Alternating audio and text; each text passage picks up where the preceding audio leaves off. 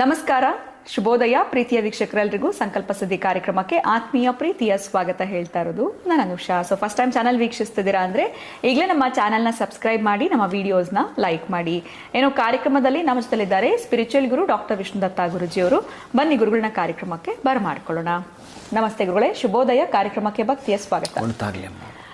ಸಾಕಷ್ಟು ಈ ಸಾಧನೆ ಮಾಡಿರುವಂಥ ವ್ಯಕ್ತಿಗಳನ್ನ ನೋಡಿದಾಗ ಅಥವಾ ದೊಡ್ಡ ದೊಡ್ಡ ವ್ಯಕ್ತಿಗಳನ್ನ ನಾವು ಕೇಳಿದಾಗ, ಅವ್ರ ಬಗ್ಗೆ ತಿಳ್ಕೊಂಡಾಗ, ಈ ಮರಗಳ ಕೆಳಗಡೆ ಕುತ್ಕೊಂಡು ತಪಸ್ ಮಾಡುವಂಥದ್ದು, ಮೆಡಿಟೇಷನ್ ಮಾಡುವಂಥದ್ದು, ಈ ಥರ ಮಾಡ್ತಿದ್ರು ಅಥವಾ ಮಾಡಿದ್ದಾರೆ, ಇದೆಲ್ಲವೂ ಕೂಡ ನಾವು ಕೇಳ್ತಿರ್ತೀವಿ. ಇನ್ಫ್ಯಾಕ್ಟ್ ಹೇಳಬೇಕು ಅಂದರೆ ನೀವು ಕೂಡ ಆ ವಿಚಾರವನ್ನು ಹೇಳ್ತಿರ್ತೀರ, ನೀವು ಕೂಡ ಆ ರೀತಿ ಧ್ಯಾನ ಮಾಡುವಾಗ. ಸೊ ಈ ಮರದ ಕೆಳಗಡೆ ಕುತ್ಕೊಂಡು ತಪಸ್ ಮಾಡೋದ್ರಿಂದ ಅಷ್ಟೊಂದು ಪವರ್ ಅನ್ನೋಂಥದ್ದು ಇರುತ್ತಾ ಗುರುಗಳೇ? ಅಥವಾ ನಾವು ಪವರ್ಫುಲ್ ಪರ್ಸನ್ ಆಗಬೇಕು ಅಂತಂದರೆ ಅದು ಕೂಡ ನಮಗೆ ನೀಡ್ ಆಗಿರುತ್ತಾ? ಅದು ಎಲ್ಲೋ ಒಂದು ಕಡೆ ಹೆಲ್ಪ್ ಅನ್ನೋಂಥದ್ದು ಮಾಡುತ್ತಾ? ಇದ್ರ ಒಂದು ಮಹತ್ವ ಏನು ಅಂತ ಗೊತ್ತಾಗಿಲ್ಲ. ಯಾಕಂದರೆ ಮರಗಳಗಡೆ ಕುತ್ಕೊಂಡು ತಪಸ್ ಮಾಡ್ತಿದ್ರು ಅವರು, ಆ ಥರ ಮಾಡಿ ಇದೆಲ್ಲ ನಾವು ಕೇಳಿರ್ತೀವಿ. ಆದರೆ ಹೇಗಿದು ವರ್ಕ್ ಆಗುತ್ತೆ ಅನ್ನೋಂಥದ್ದು ಇದ್ರ ಬಗ್ಗೆ ತಿಳಿಸಿ ಗುರುಗಳೇ. ವರ್ಕ್ ಆಗೋದು ಅಂತನಾ ಅಥವಾ ಮರಗಳ ಯಾಕೆ ಕುತ್ಕೊಂಡು ಮಾಡಬೇಕು? ಸೊ ಆ ಥರ ಮಾಡಿದ್ದಕ್ಕೆ ಅವ್ರು ಅಷ್ಟು ದೊಡ್ಡ ವ್ಯಕ್ತಿ ಆದ್ರ? ಸೊ ನಾನು ಕುತ್ಕೊಂಡು ಏನಾದರೂ ಮಾಡೋದ್ರಿಂದ ಅಟ್ಲೀಸ್ಟ್ ಒಂದು 10% ಆದರೂ ಯೂಸ್ ಆಗುತ್ತಾ? ಹೇಗೆ? ಓಂ ವಿಶ್ವಸ್ಮೈ ನಮಃ. ಪ್ರೀತಿಯ ಬಂಧುಗಳೇ, ನೀವು ಬುದ್ಧನನ್ನು ಕೇಳಿದರೆ ಬಹುಶಃ ಬೋಧಿ ವೃಕ್ಷದ ಕೆಳಗಡೆ ಕುಳಿತುಕೊಂಡು ತಪಸ್ಸನ್ನು ಮಾಡಿದರು. ಇನ್ನು ಮಹಾನ್ ಮುನಿಪುಂಗವರೆಲ್ಲರೂ ಕೂಡ ವೃಕ್ಷಗಳು, ದೇವ ವೃಕ್ಷಗಳು ಅಂತ ಕೆಲವು ಬರ್ತವೆ. ಆಮೇಲೆ ಬಿಲ್ವ ವೃಕ್ಷಗಳಂತ 5 ಬರ್ತವೆ. ಬಿಲ್ವಪತ್ರೆ ಒಂದೇ ಅಲ್ಲ, ಅದರ ಜೊತೆಗೆ ಇನ್ನೂ 4 ಬರ್ತವೆ. ಈ ರೀತಿಯಾಗಿರ್ತಕ್ಕಂತಹದ್ದು ಏನು ನಮಗೊಂದು ಮಾರ್ಮಿಕವನ್ನು ಕೊಡುತ್ತೆ ಅಂತಂದರೆ, ಈಗ ನೋಡಿ, ನಿಮ್ಮ ಅತ್ಯಂತ ಪ್ರಸಿದ್ಧಿ ಪಡೆದಿರತಕ್ಕಂತಹ ಒಂದು ಕ್ಷೇತ್ರ ಏನಿದೆಯೋ, ಪ್ರಧಾನವಾಗಿ ಸುಭದ್ರಾದೇವಿ ಇರೋದು, ಬಲರಾಮ ದೇವರು ಇರೋವಂಥದ್ದು, ಕೃಷ್ಣ ಇರೋವಂಥದ್ದು, ಇವೆಲ್ಲವೂ ಕೂಡ ನಾವು ಪುರಿ ಜಗನ್ನಾಥನನ್ನು ಕಾಣ್ತೀವಿ. ಅಲ್ಲಿರ್ತಕ್ಕಂಥದ್ದು ಮರದ್ದೇ ದೇವರು ಇದಾನ ಅನ್ನಲಿಕ್ಕೆ ಅಥವಾ ದೇವರು ಇಲ್ವಾ ಅನ್ನಲಿಕ್ಕೆ ಎಲ್ಲವೂ ಕೂಡ ಅದು ಯಾರು ಇಲ್ಲ ಅಂತಾರೋ ಅವರು ಏನು ಮಾಡಬೇಕು ಅಂದರೆ ಒಂದು ಸಲ ಆ ಪರೀಕ್ಷೆಗೆ ಒಳಪಡಬೇಕು. ಆವಾಗ ನಮಗೆ ಅರ್ಥ ಆಗುತ್ತೆ. ಈಗ ಒಂದು ಶ್ಲೋಕ ಇದೆಯಲ್ಲ, ಮೂಲತೋ ಬ್ರಹ್ಮರೂಪಾಯ ಮಧ್ಯತೋ ವಿಷ್ಣುರೂಪಿಣೆ ಅಗ್ರತ ಶಿವರೂಪಾಯ ವೃಕ್ಷ ರಾಜಾಯತೆ ನಮಃ ಅನ್ನೋ ಮಂತ್ರ ನೀವು ಹೇಳ್ಕೊಳ್ತಾ ಇರ್ತೀರಿ. ಈ ಪ್ರದಕ್ಷಿಣೆ ಮಾಡೋವಾಗಂತೂ, ಈ ಧನುರ್ಮಾಸದಲ್ಲಂತೂ ಪ್ರದಕ್ಷಿಣೆ ಮಾಡೋದು, ನೀವು ಅರಳಿ ಮರಕ್ಕೆ ಏನಾದರೂ ಒಂದು ತಂಬಿಗೆ ನೀರು ಹಾಕಿ, ಇನ್ನೂ ಸ್ವಲ್ಪ ನಾನು ಜಾಸ್ತಿ ಆಗ್ತೇನೆ ಅಂತಂದರೆ ಧನುರ್ಮಾಸದಲ್ಲಿ ಅರಳಿ ಮರಕ್ಕೆ ಏನಾದರೂ ನೀರು ಹಾಕಿ 9 ಪ್ರದಕ್ಷಿಣೆ 21 ಪ್ರದಕ್ಷಿಣೆ, ಕೊನೆ ಪಕ್ಷ 3 ಪ್ರದಕ್ಷಿಣೆ ಮಾಡ್ಕೊಂಡು ಬಂದರೂ ಕೂಡ ಸಂತಾನ ರಹಿತರಿಗೂ ಸಂತಾನವಾಗುತ್ತೆ ರೀ. ಅಂಥ ಮಾಸ ಇದು. ಈ ಮಾಸದ ಗಾಳಿ, ಆ ವೃಕ್ಷದ ಗಾಳಿ 2 ಸಮ್ಮಿಲನ ಆದರೆ ನಿಮಗೊಂದು ಶಕ್ತಿ ಕೊಟ್ಟುಬಿಡುತ್ತೆ. ಅದರದ್ದು ಬಹಳ ಮಹತ್ವ ಇದೆ, ಬಹಳ ವಿಶೇಷತೆ ಹೇಳಿರ್ತಾನೆ.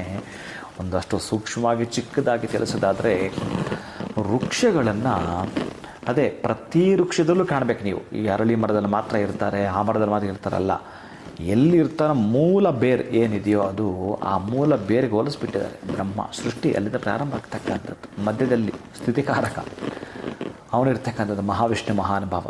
ಅಗ್ರತ ಶಿವರೂಪಾಯ ವೃಕ್ಷರಾಜಾಯತೆ ನಮಃ ಅನ್ನೋದು ಏನು ಹೇಳುತ್ತೆ ನಮಗೆ, ಪ್ರತಿ ಮರದ ಕೆಳಗಡೆ ಕುಳಿತುಕೊಂಡು ಯಾರೇ ಅಭ್ಯಾಸವನ್ನು ತಪಸ್ಸು ಮಾಡಿದ್ರೂ ಈ 3 ಗುರುಗಳೇ, ಆ 3 ಗುರುಗಳಾದ ಗುರುರ್ ಬ್ರಹ್ಮ, ಗುರುರ್ ವಿಷ್ಣು, ಗುರುರ್ ದೇವ ಮಹೇಶ್ವರ, ಗುರು ಸಾಕ್ಷಾತ್ ಪರಬ್ರಹ್ಮ. ನಿಮಗೆ ದಿಕ್ಕೆಟ್ಟ ನರನಿಗೆ, ನಾನು ಹೇಳಿದೆ ಮೊನ್ನೆ, ದಿಕ್ಕೆಟ್ಟ ನರನಿಗೆ ನಾರಾಯಣ ತೋರಿದ ರಸ್ತೆ ಕರ್ಮಣ್ಯವಾಧಿಕಾರಸ್ತೆ ಅಂತ.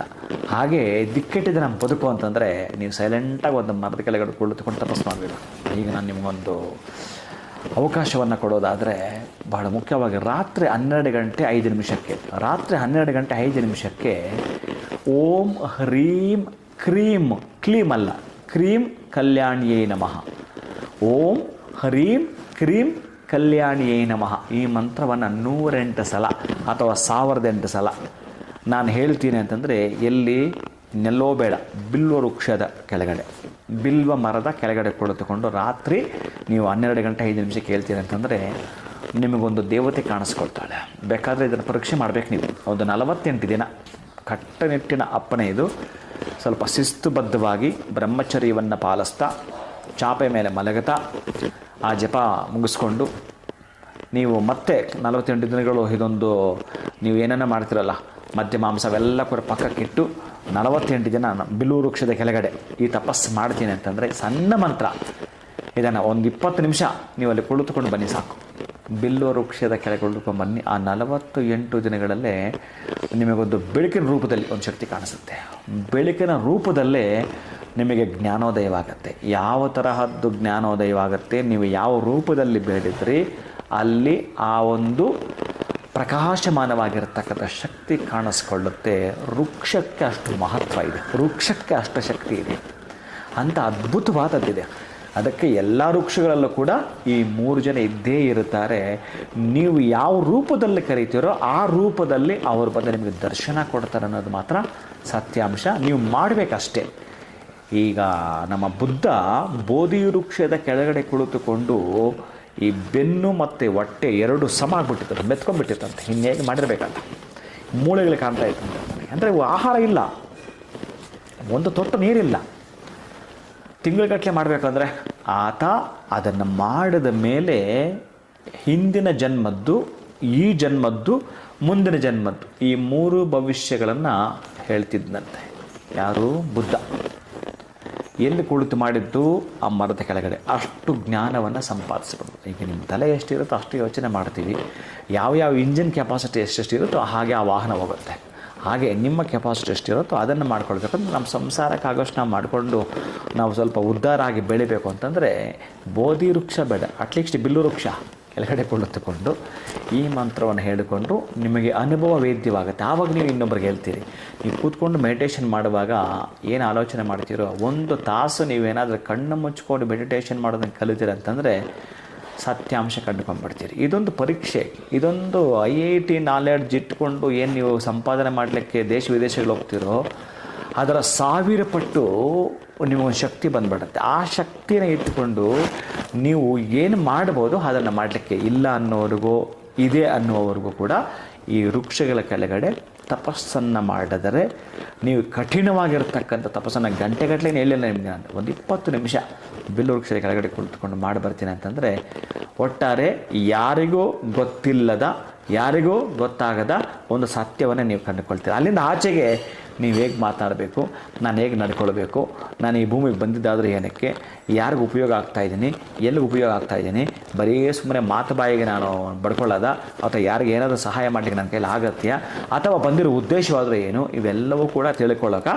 ಅಥವಾ ನಂಗೆ ದುಡ್ಡು ಒಂದೇ ಬೇಕಾ, ಹಣ ಒಂದೇ ಬೇಕಾ. ಅದಕ್ಕಾಗಿ ನಾನು ಇಲ್ಲ ಮಹಾಲಕ್ಷ್ಮಿನೇ ನಾನು ಪ್ರಾರ್ಥನೆ ಮಾಡ್ತೀನಿ. ಮೊದಲೇ ಬಿಲ್ವ ವೃಕ್ಷ ಅಂತ ಹೇಳ್ತೀರಿ, ಬಿಲ್ವ ನಿಲಯಾಯ ನಮಃ ಮಹಾಲಕ್ಷ್ಮಿ ಅಂತ ಹೇಳ್ತೀರಿ.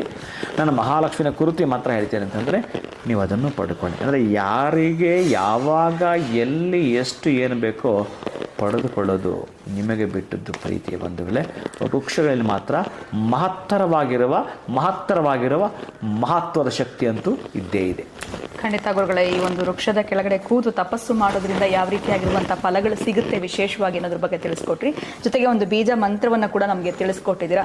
ಅಟ್ಲೀಸ್ಟ್ 48 ದಿನಗಳ ಕಾಲ ನಾವು ಆ ಮಂತ್ರದ ಪಠನೆಯನ್ನು 108 ಬಾರಿ ಆದರೂ ಮಾಡಿ ಕನಿಷ್ಠ ಪಕ್ಷ ನಮ್ಮ ಹಿಂದೆ ಏನು ಮುಂದೆ ಏನು ಅದೆಲ್ಲವೂ ಕೂಡ ಗೊತ್ತಾಗುತ್ತೆ. ನೆಕ್ಸ್ಟ್ ನಾವು ಹೇಗಿರಬೇಕು ಅನ್ನೋದಾದ್ರೂ ನಮಗೆ ಗೊತ್ತಾಗುತ್ತೆ ಲೈಫ್ನಲ್ಲಿ ಅನ್ನೋದ್ರ ಬಗ್ಗೆ ತಿಳಿಸ್ಕೊಟ್ರಿ. ಇಷ್ಟೆಲ್ಲ ಮಹತ್ವಪೂರ್ವವಾಗಿರುವಂಥ ಮಾಹಿತಿನ ನಮಗೆ ತಿಳಿಸ್ಕೊಟ್ಟಿದ್ದಕ್ಕೆ ಧನ್ಯವಾದಗಳು ತಮಗೆ. ನಮಸ್ಕಾರ. ಹರೇ ಶ್ರೀನಿವಾಸ. ಇನ್ನು ಇವತ್ತಿನ ವಿಡಿಯೋವನ್ನು ಮುಗಿಸುವಂತಹ ಸಮಯ ಆಗಿದೆ. ನಮಸ್ಕಾರ.